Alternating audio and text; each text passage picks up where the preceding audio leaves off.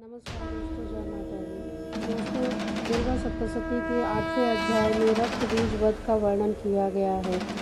8वें अध्याय में महर्षि मेधा ने कहा, चंद और मुंड नामक असुरों के मारे जाने से और बहुत सी सेना के नष्ट हो जाने से असुरों के राजा प्रतापी शंभु क्रोध युक्त होकर अपनी संपूर्ण सेना को युद्ध के लिए तैयार होने की आज्ञा दी।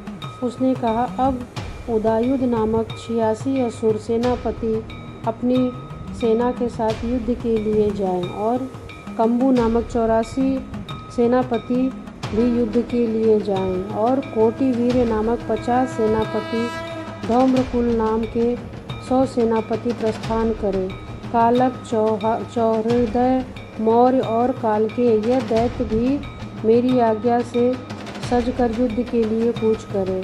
भयानक शासन करने वाले असुरों का स्वामी शुंभ इस प्रकार आज्ञा देकर बड़ी सेना के साथ युद्ध करने के लिए उसने सेना को अपनी ओर आता देखकर चंडिका ने अपने धनुष की टंकार से पृथ्वी और आकाश के बीच का भाग गुंजा दिया। हे राजन, इसके पश्चात देवी के सिंह ने फाड़ना आरंभ कर दिया और अंबिका के घंटे के शब्दों ने उस ध्वनि को और भी बढ़ा दिया।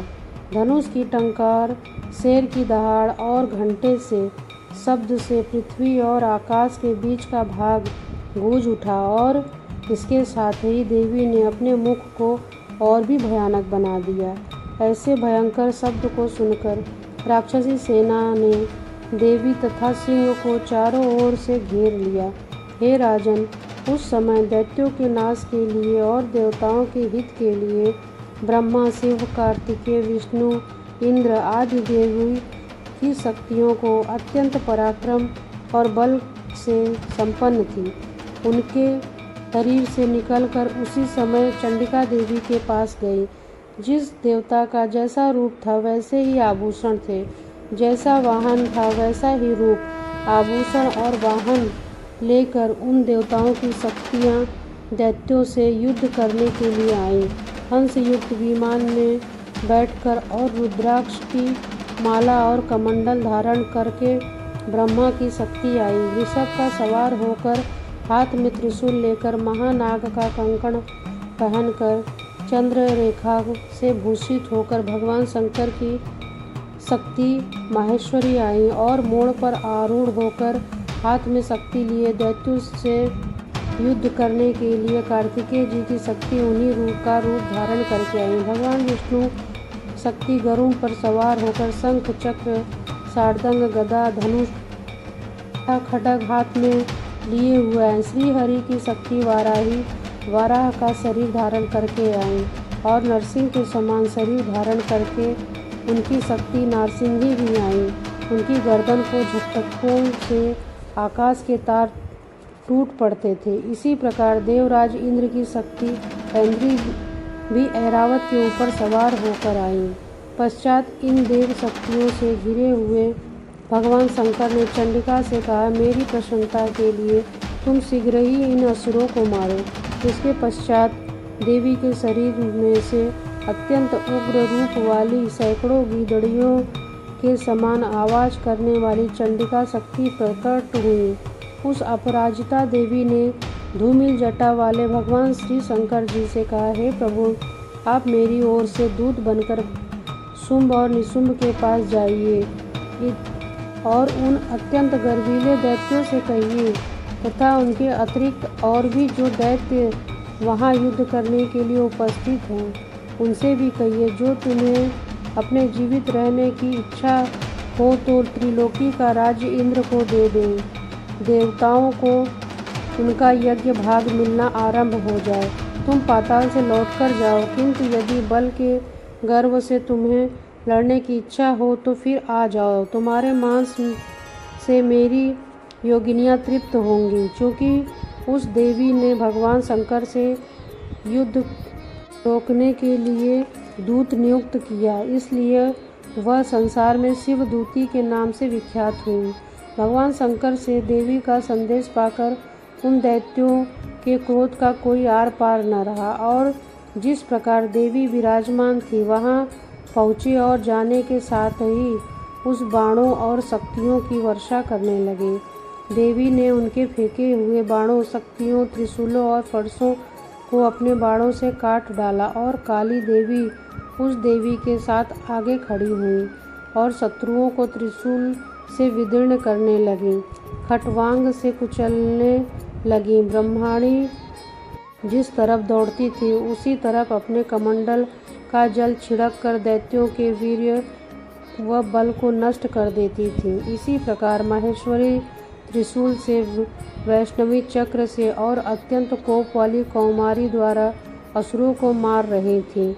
ऐन्द्री के बाजू के प्रहार से सैकड़ों दैत्य की रक्त की नदियां बहाते हुए पृथ्वी पर सो गए। वाराही ने कितने ही राक्षसों को अपने थुथुन द्वारा मृत्यु के घाट उतार दिया। दाढ़ों के अग्रभाग से कितने ही राक्षस की छाती को चीर डाला और चक्र की चोट से कितनों को ही विदीर्ण करके धरती पर डाल दिया। बड़े बड़े राक्षसों को नारसिंही अपने नखों से विदीर्ण करके भक्षण कर रही थी और सिंहनाद से चारों दिशाओं को गुंजाती हुई रणभूमि में विचर रही थी।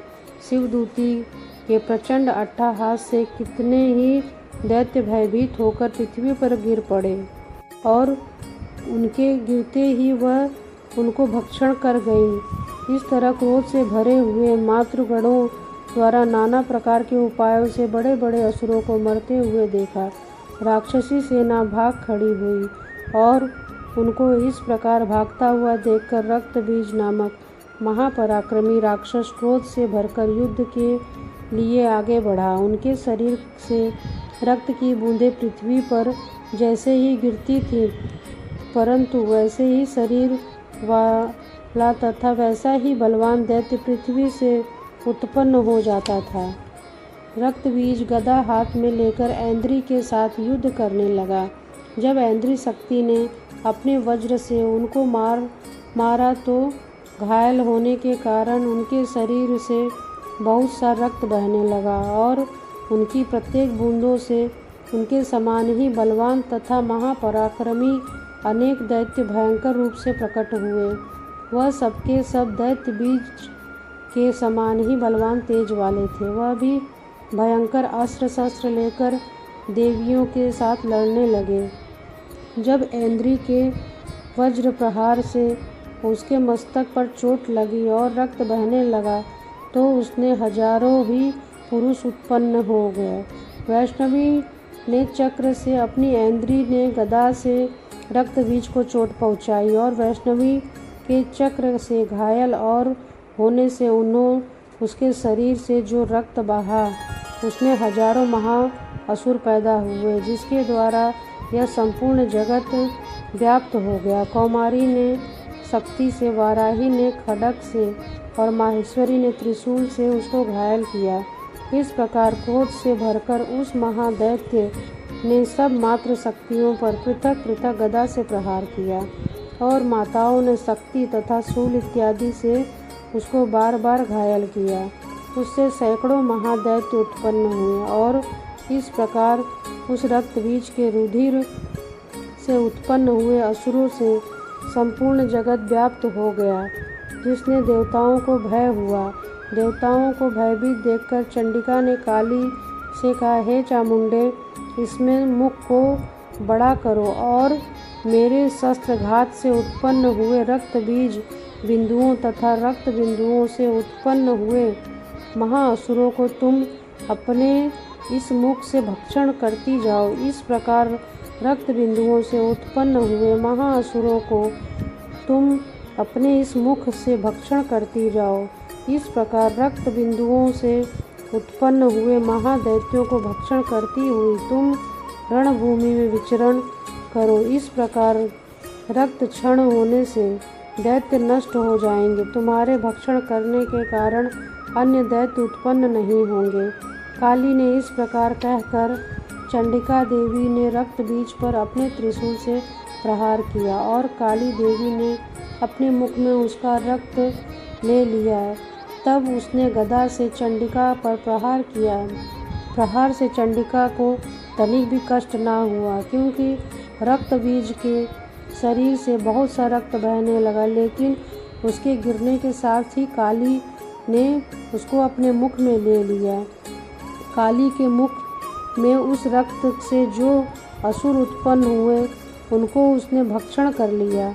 रक्त को पीती गई। तदनंतर देवी ने रक्त बीज को, जिसका कि खून काली ने पिया, चंडिका ने उस दैत्य को वज्र, बाण, खड्ग तथा ऋषि आदि इत्यादि से मार डाला। हे राजन, अनेक प्रकार के शस्त्रों से मारा हुआ तथा खून से वंचित वह महादैत्य रक्त बीज पृथ्वी पर गिर पड़ा।